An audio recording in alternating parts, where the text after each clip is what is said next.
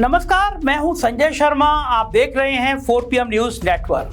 कल मैंने आपको अपने वीडियो में बताया था कि इजरायली सरकार कैसी हत्यारी हो गई है और भारत सरकार खामोश हो गई है। इजराइल अपने कट्टरपन में इतना अंधा हो गया है कि ना जाने कितने हजारों बच्चे उसकी कट्टरता का शिकार हो गए हैं और आगे उसकी कट्टरता का बच्चे शिकार होते रहेंगे, इसमें कोई शक बचा नहीं है। गजा के हालात किसी से छुपे नहीं हैं। किस तरीके से वहां बच्चे भूखमरी झेल रहे हैं। गजा तक पहुंचने वाली हर मदद धीरे धीरे खत्म होती जा रही है और वहां के बच्चे, जवान, बूढ़े, औरतें सब भूख से बिलख रहे हैं। मानवता रो रही है। जो काम इजराइल ने किया है, अगर वही काम किसी इस्लामी देश ने कर दिया होता तो आज दुनिया में उसके खिलाफ ऐसा माहौल बन जाता कि शायद विश्व के सभी बड़े देश उस इस्लामी देश के दुश्मन बन जाते, उसे नेस्तनाबूद करने पर जुट जाते। फिर चाहे वो अमेरिका हो, इंग्लैंड हो, जर्मनी हो, ऑस्ट्रेलिया हो, फ्रांस हो, इटली हो या कनाडा हो, डेनमार्क हो, नीदरलैंड हो, सब देश उस पर हमलावर हो जाते। उसे आतंकवादी राष्ट्र घोषित कर दिया जाता, उसके साथ अपने सारे संपर्क तोड़ दिए जाते। लेकिन इजराइल का आतंकवाद शायद अमेरिका की कोख से पैदा हुआ है, तो ये उसका विरोध क्यों करेंगे। अब तक ये उन पर फूल माला बरसा रहे थे, लेकिन अब इजराइल की हिमाकत और लोकतंत्र को लेकर उसकी नफरत देखिए कि अब उसने संयुक्त राष्ट्र के दफ्तरों पर सीधे बम बरसाने शुरू कर दिए हैं। यही नहीं, यूएन को अब सीधी धमकी भी दे रहा है कि यहां से अपना दफ्तर छोड़ के भागो, वरना तुम भी नहीं बचोगे। हम तुम्हें भी नेस्तनाबूद कर देंगे, सब कुछ तबाह कर देंगे। और यूएन के ऑफिस पर जो बम गिराए गए हैं वो हवाई हमले से नहीं किए गए, बल्कि उस पर सीधा टैंक से हमला किया गया। हालांकि बाद में इजराइल को लगा कि ये तो गलत हो गया। फिर वो बैकफुट पर आया और फिर भी उसने जो जवाब दिया वो ढुलमुल जवाब था। उसने कहा कि यूएन पोस्ट की आड़ में हिजबुल्लाह लगातार उस पर हमला कर रहा था। इतना सब होने के बाद इजराइल ने भी अपनी गलती नहीं मानी और जिम्मेदार यूएन की पोस्ट को ही ठहराया। आप सब जान ही रहे हैं कि इस समय इजराइल लगातार गजा और लेबनान के अलग अलग हिस्सों पर बम बरसा रहा है। 10 अक्टूबर को उसने लेबनान की राजधानी में भी एक बड़ा हमला किया। बेरूत के इस रिहायशी इमारत पर हुए हवाई हमले में लगभग 22 लोगों की मौत हो गई और लगभग 177 लोग घायल हो गए थे। माना जा रहा था यह सेंट्रल बेरूत में इजराइल की अब तक की सबसे बड़ी एयर स्ट्राइक थी। इजराइल का कहना है कि उसका निशाना हिजबुल्लाह के कोऑर्डिनेशन कमेटी का चीफ बाफिक सुफा था, लेकिन वो हमले से पहले ही भाग निकला।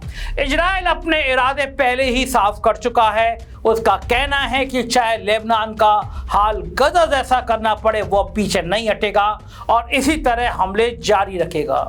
इजराइल ने जिस तरीके से मिसाइलें दागकर दुनिया में कत्लेआम मचाया है, दहशतगर्दी फैलाकर विनाश का खेल शुरू किया है, उससे लोगों में अब इस तरह की घटना को लेकर हैरानी नहीं होती। आम लोगों के लिए खबरें सिर्फ सूचना लगती हैं। अगर दो देशों में युद्ध चल रहा है तो ये होना आम बात है, लेकिन यही देश जब संयुक्त राष्ट्र के शिविरों और दफ्तरों पर बम बरसाने लगे तो उसके आतंकी इरादों की पोल खुल जाती है। कई पश्चिमी देशों ने उसके इस कृत्य पर चिंता जताई थी, लेकिन इजराइल की थमने का नाम नहीं ले रहा। वो लगातार हमले पर हमले कर रहा है। अब आप सोच रहे होंगे कि ये कैसे संभव है।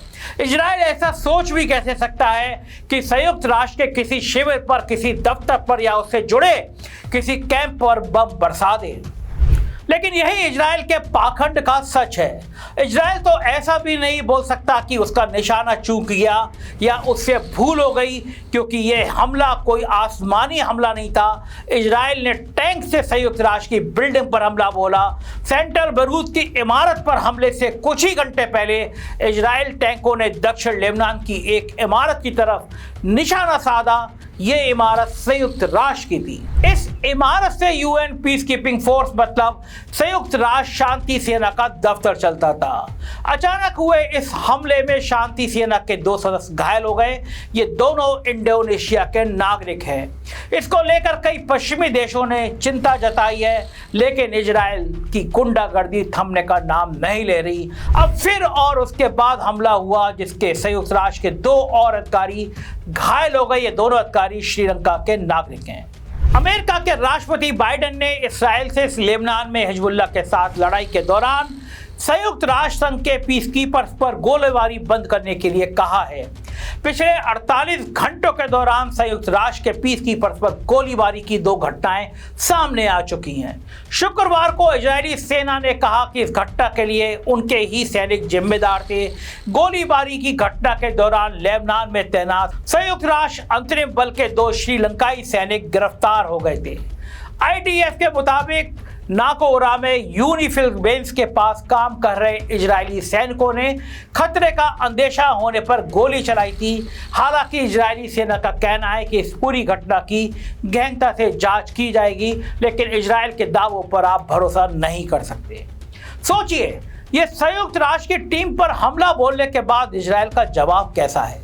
आपको मैं बता दूं कि संयुक्त राष्ट्र शांति सेना की एक टुकड़ी पिछले 46 साल से लेबनान में तैनात है। साल 1978 में लेबनान में तैनात संयुक्त राष्ट्र की शांति सेना की टीम या खतरों की निगरानी करती है और जरूरत पड़ने पर लोगों को मानवीय सहायता पहुंचाने का काम करती है। पूरी दुनिया इजरायल की इस उद्दंडता पर हैरान है, लेकिन इजरायल की गुंडागर्दी पर इसका कोई फर्क नहीं पड़ रहा। श्रीलंका के विदेश मंत्रालय ने कहा कि वो हमले की कड़ी निंदा करता है, लेकिन कितनी भी निंदा करते रहो, इजरायल पे क्या फर्क पड़ता है। इससे पहले इजरायली टैंकों की ओर से की गई गोलीबारी में 2 इंडोनेशियाई शांति सैनिक घायल हो गए और अब श्रीलंका के लोग भी घायल होने लगे।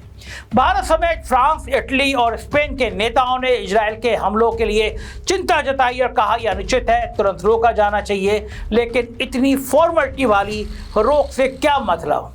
लेबनान में संयुक्त राष्ट्र अंतरिम बल में अपने सैनिक भेजने वाले 34 देशों ने शांति सैनिकों पर इजरायली हमलों की निंदा की है। एक संयुक्त बयान में 34 देशों ने सभी पक्षों से यूनिफिल के मिशन का सम्मान करने और अपने कर्मियों की सुरक्षा सुनिश्चित करने का आह्वान किया है। हालांकि इस संयुक्त की सूची में 34 देशों में भारत का नाम शामिल नहीं है। भारत तय ही नहीं कर पा रहा उसे करना क्या है, लेकिन बयान जारी होने के तुरंत बाद उसने कहा कि वह पूरी तरह से इसके साथ है।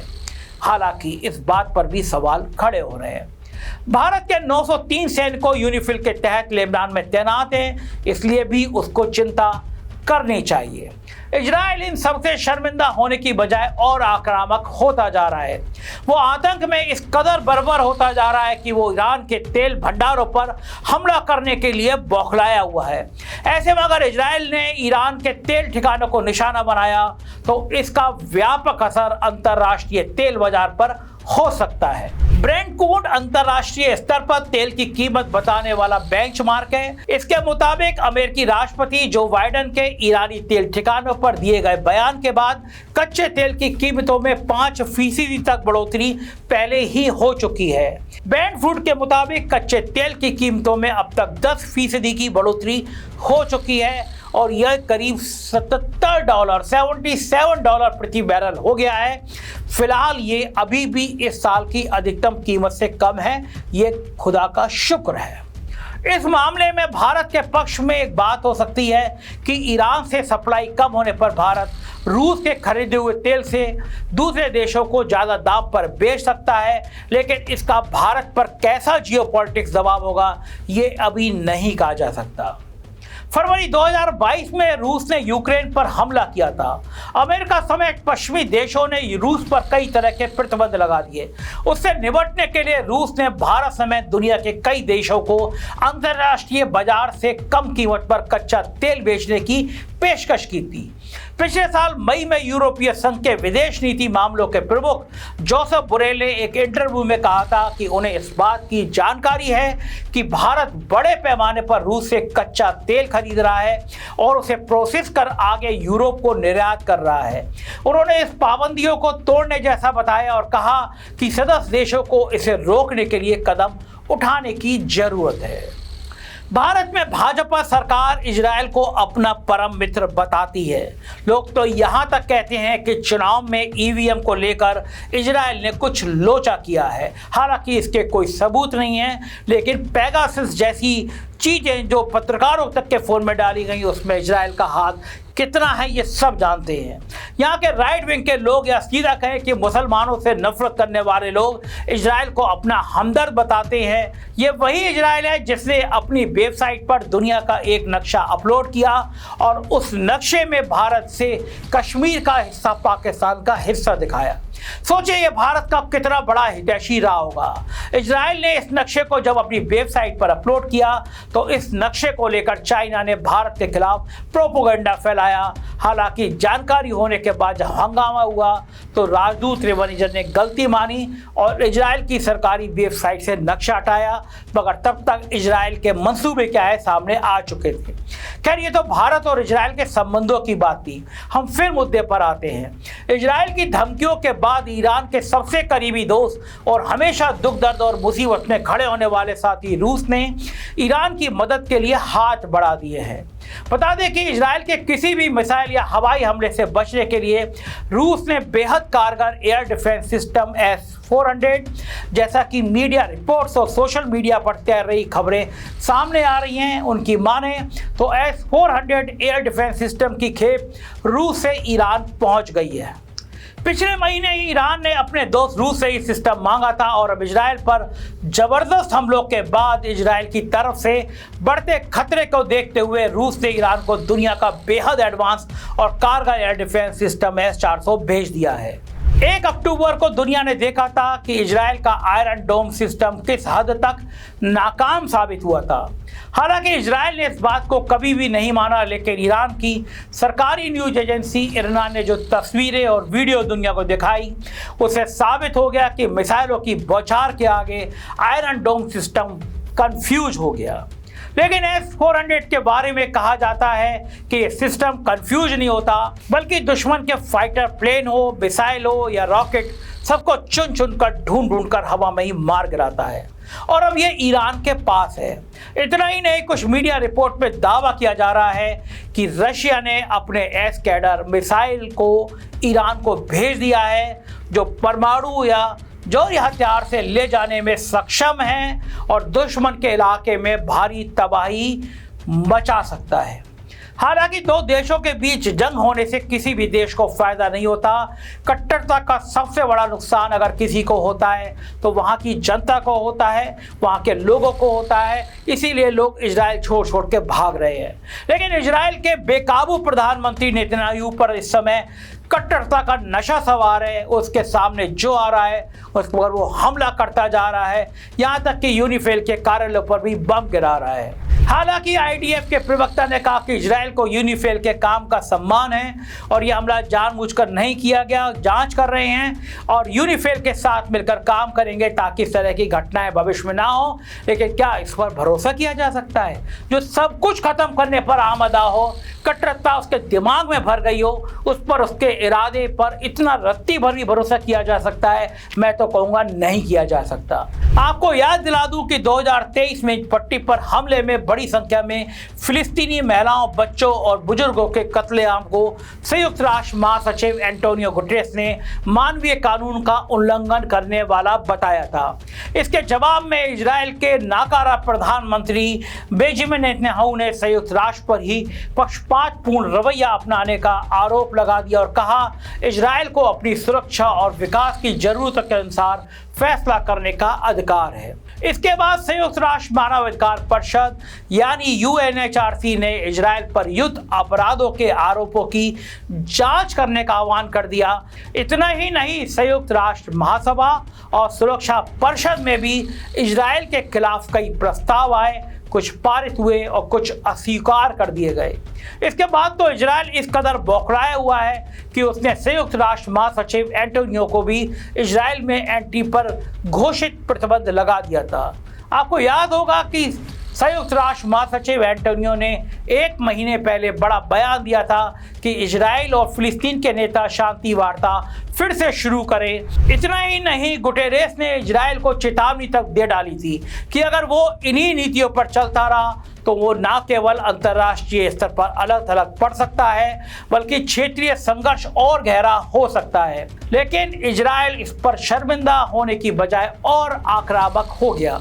उसका आतंक इस कदर बर्बर हो गया कि वो संयुक्त राष्ट्र के दफ्तर पर डंके की चोट पर सीधा हमला करने से भी नहीं झिझक रहा है। इजराइल अब ईरान के तेल भंडारों पर हमला बोलने के लिए बौखलाया हुआ है, लेकिन सऊदी अरब, कतर और यही जैसे कई खाड़ी देशों ने अमेरिका पर दबाव बना रखा है कि इजराइल को संभालिए, और अगर वो नहीं माना तो इसके बाद जो होगा उसकी जिम्मेदारी आपकी होगी। खाड़ी के देश अब ईरान के साथ खड़े हो गए हैं और वो अमेरिका के जरिए इजराइल को हमले रोकने का दबाव बना रहे हैं। वही ईरान ने इजराइल को चेतावनी दी है, अगर इजराइल ने हमला किया तो दुनिया के नक्शे से उसका नाम गायब हो जाएगा। जाहिर है कि अब ईरान इस हालत में आ गया है कि इजराइल की गुंडागर्दी का वो जवाब देगा, और इजराइल अगर अपनी हरकतों से बाज नहीं आया तो शायद इतिहास के पन्नों में उसका नाम लेने वाला नहीं मिलेगा। आप क्या सोचते हैं मुझे ज़रूर बताइएगा, मुझे आपकी राय का इंतजार रहेगा। शुक्रिया, थैंक यू।